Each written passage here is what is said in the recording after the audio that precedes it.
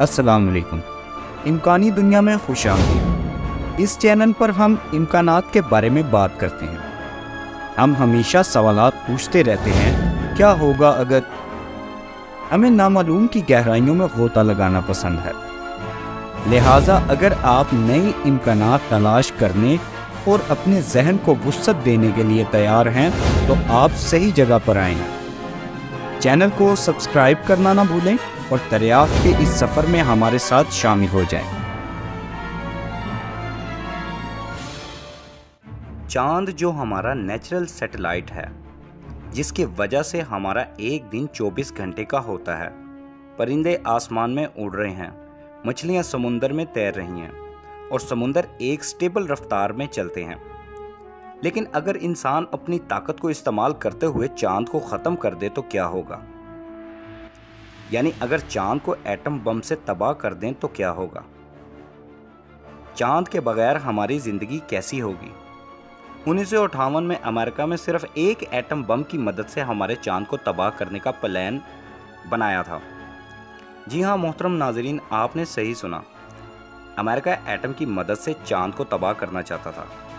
लेकिन यहाँ एक सवाल आता है, क्या हम न्यूक्लियर बम से इतने बड़े चांद को तबाह कर सकते हैं?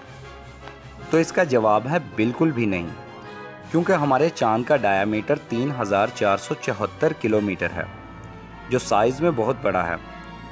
और अगर हम रशिया का बनाया सबसे बड़ा एटम बम टी-SAR बम भी चांद को उड़ाने यानी तबाह करने के लिए इस्तेमाल करें तो हमें एक या दो नहीं बल्कि पूरे 6 मिलियन टी-SAR बम की ज़रूरत होगी,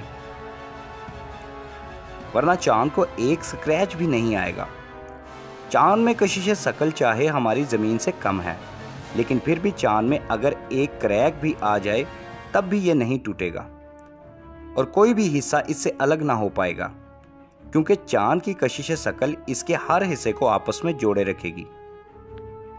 इससे साफ जाहिर है चांद को ख़त्म करने के लिए हमें 600 बिलियन एटम बम के साथ साथ बहुत सारा पैसा भी चाहिए होगा, जो अभी तक दुनिया की किसी भी कंट्री के पास नहीं है। लेकिन अब ज़रा ये सोचें कि क्या होगा अगर चांद कुदरती तौर पर ख़ुद को ख़त्म कर ले।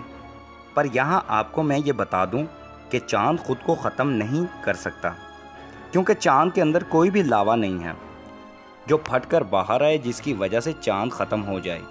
लेकिन सदियों पहले साइंस के मुताबिक चांद पर एस्टेरॉयड की बारिश हुई थी, तो अब वो लावा कहाँ है और इसकी वजह से चांद पर मौजूद लावा बाहर आ गया था, जिसकी वजह से चांद की सतह पर निशान बने हैं। पर अब वो लावा कहाँ गया? तो मोहतरम नाज़रीन गिरामी, वक्त के साथ साथ वो लावा चांद के अंदर जमकर पत्थर बन गया है, जिसकी वजह से हमारा ये प्यारा सा चांद खुद ब खुद ख़त्म नहीं होगा। लेकिन फिर यह ख़त्म कैसे होगा? हाँ, एक बहुत बड़ा एस्टेरॉयड घूमते घूमते चांद से टकरा जाए तो चांद के टुकड़े कर सकता है, लेकिन इसके लिए एस्टेरॉयड का बहुत बड़ा होना बहुत ज़रूरी है। और जिस एस्टेरॉयड की बात मैं कर रहा हूँ, हमारे सोलर सिस्टम में ये सिर्फ 3 हैं।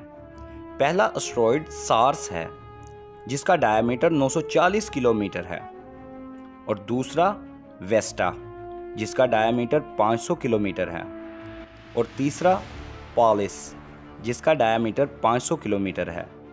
लेकिन ये सारे नेपच्यून के पास हैं, जिसका मतलब है कि ये हमारे चांद के पास नहीं पहुंच सकते, यानी इस सूरत में भी हमारा चांद तबाह नहीं होगा।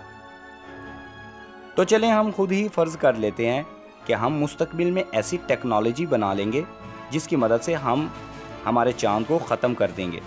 तब क्या होगा? जैसे ही सब एटम बम चांद पर गिरेंगे तो चांद के टुकड़े टुकड़े हो जाएंगे। ये सारे टुकड़े ज़मीन की कशिश शकल की वजह से ज़मीन पर बारिश की तरह गिरेंगे। ये सिर्फ चांद के टुकड़े ही नहीं होंगे, बल्कि आग से लिपटे हुए पत्थर बहुत तेज़ रफ्तार से हमारी ज़मीन पर गिरेंगे, जिसका मतलब है कि हर तरफ तबाही ही तबाही है। इस तबाही में इंसान मरेंगे नहीं, बल्कि टुकड़े टुकड़े हो जाएंगे, और साथ ही वो लोग भी तड़प तड़प कर मरेंगे जिन्होंने चांद को तबाह किया होगा। लेकिन इसकी एक और सूरत भी हो सकती है।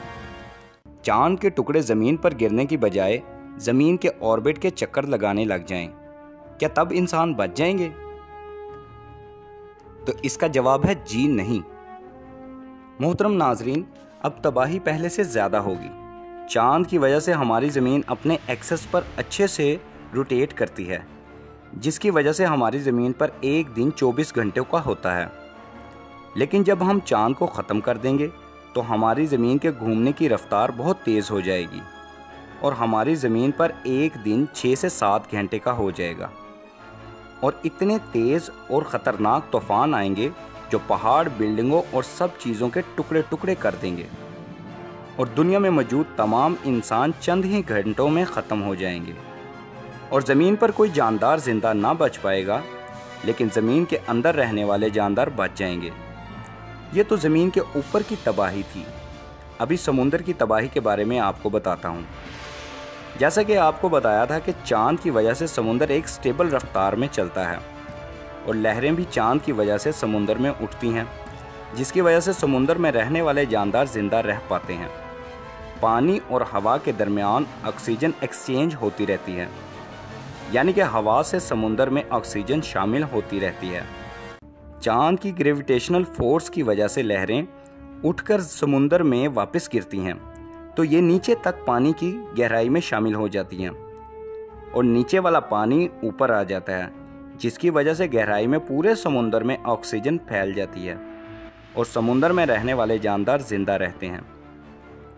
लेकिन चाँद तो ख़त्म हो गया, जिसकी ग्रेविटेशनल फोर्स की वजह से यह सब समुंदर में होता था। अब ना लहरें उठेंगी, ना पानी ऑक्सीजन नीचे तक लेकर जाएगा। इस वजह से समुंदर में मौजूद तमाम जानदार मर जाएंगे। चाँद की वजह से हमारी ज़मीन 23 डिग्री के एंगल पर झुकी हुई है, जो चाँद की कशिश शकल की वजह से है। जब चाँद ना होगा तो ज़मीन सूरज की वजह से किसी भी एंगल में ज़्यादा झुक सकती है और कोई भी मौसम कभी भी आ सकता है, क्योंकि इसमें ज़मीन की कभी कोई साइड सूरज की तरफ होगी और कभी कोई साइड, और हमें ये भी नहीं पता होगा कि कौन सी साइड सूरज की तरफ होगी। और अगर हमारी ज़मीन ज़्यादा झुक गई तो हमारी ज़मीन का नॉर्थ पोल सूरज की तरफ होगा और इस वजह से वहाँ पर कभी रात नहीं होगी। वहाँ की बर्फ़ कुछ ही दिनों में पिघल जाएगी और अगर सारी बर्फ़ एक साथ पिघल गई तो समुंदर का लेवल बढ़ जाएगा और सारे आइसलैंड, पाउंड और सिटीज़, कंट्रीज़, पूरी की पूरी दुनिया पानी में डूब जाएगी और हर जानदार चीज़ का बच जाना बहुत ही मुश्किल होगा। और जो ज़मीन आज खूबसूरत नज़र आती है तो चाँद ख़त्म होने के बाद बिल्कुल तबाह नज़र आएगी और इसके बाद चाँद ख़त्म हो जाने से इसके चाँद की कशिश शकल भी ख़त्म हो जाएगी, जिसकी वजह से ज़मीन अपने ऑर्बिट से बाहर निकल जाएगी और इंसानों समेत किसी दूसरे सियारे से टकराकर हमेशा के लिए ख़त्म हो जाएगी। इस सारी जानकारी के बाद उम्मीद करता हूँ आप नाज़रीन के दिल में चाँद की मोहब्बत लाजमी उजागर हुई होगी। नीचे कमेंट्स में अपनी राय का इजहार करें। वीडियो देखने का शुक्रिया। फ़ी अमानिल्लाह।